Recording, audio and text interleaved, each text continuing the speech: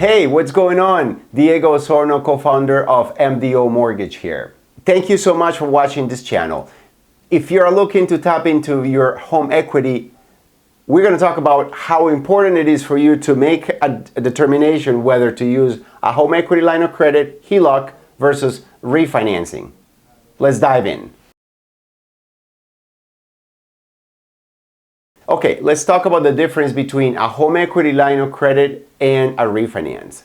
Home equity line of credit allows you to have a second mortgage generally on the equity of your property, which will allow the lender, usually a local lender, to tap into your equity without touching, generally speaking, your first mortgage. Although there are some people who use home equity lines of credit. So let's talk about the difference between one and another. Home equity line of credit, when you go on a second position, normally it's going to be at 80% generally of your owner-occupied property. So, on an example, if you have a $200,000 value on your home and you have a first mortgage of $100,000, 80% of $200,000 is $160,000.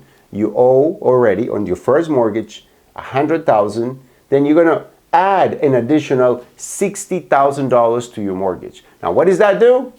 That enables you to grab equity from your property and use it. The terms, though, usually are interest only and can be somewhat difficult to pay back if you don't know how to manage your finances. Usually those are interest only, and interest rates are tied to some indexes, but generally speaking prime. So if you have margin and an index, in the history, it's been known that home equity lines of credit have gone as high as 18%. Not always is your best choice.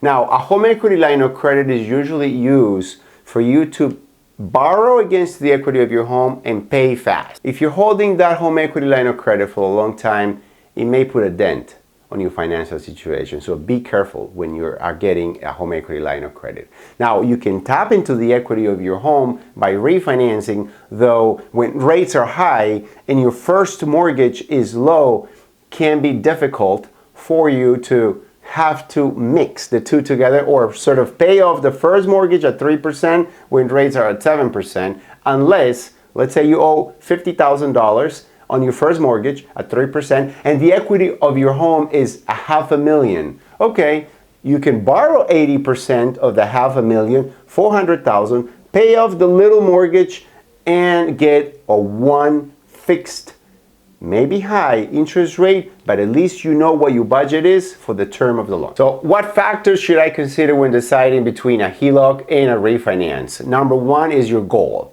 What is it that you want to do with your home equity line versus your refinance so that you can make the best sound decision? Also, what rate you have on your first mortgage is important, and the balance of the outstanding current mortgage, definitely you should consider that. A lot of people ask me this question, and that is, if you can't make your payments, generally speaking, you're defaulting on a promissory note that you have on the mortgage of your property, and that could cause the bank to accelerate a foreclosure clause that is on your mortgage. So always call your lender to see if they can work out with you some type of loan modification or loan structure where if you can't make the payments, they'll be able to help you out.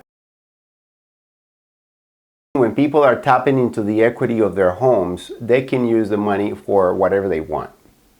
You can use a Heloc to invest capital into a business startup. You can invest your money into a new acquisition of another property.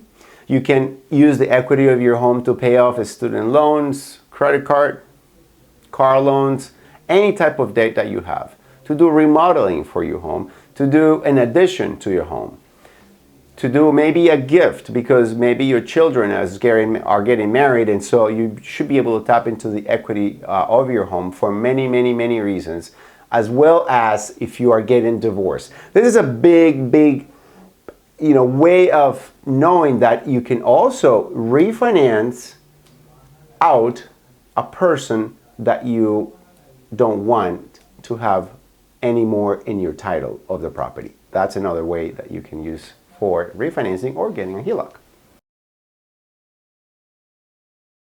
Generally speaking, the tax implications, of course, we are not an accountant or an accounting firm, but it's generally known that a mortgage interest is usually, please consult with your tax advisor, that is usually tax deductible. And as many times as you can borrow money from your property, as long as you don't sell, you don't create a capital gain. So generally speaking, you can borrow money against your property without having to pay any capital gains, although you may have to pay any other taxes. Again, talk to your accountant about what tax consequences you may have. Generally speaking, none as far as capital gains. Some people will ask me a question is, should I use my Heloc, should I use a Heloc to pay down or to pay off a mortgage? And the answer is yes, you can, of course. However, unless you're having a big lump sum of money coming in the short term, it might not be your best route. Call us so that we're able to help you out. The information is right below this link.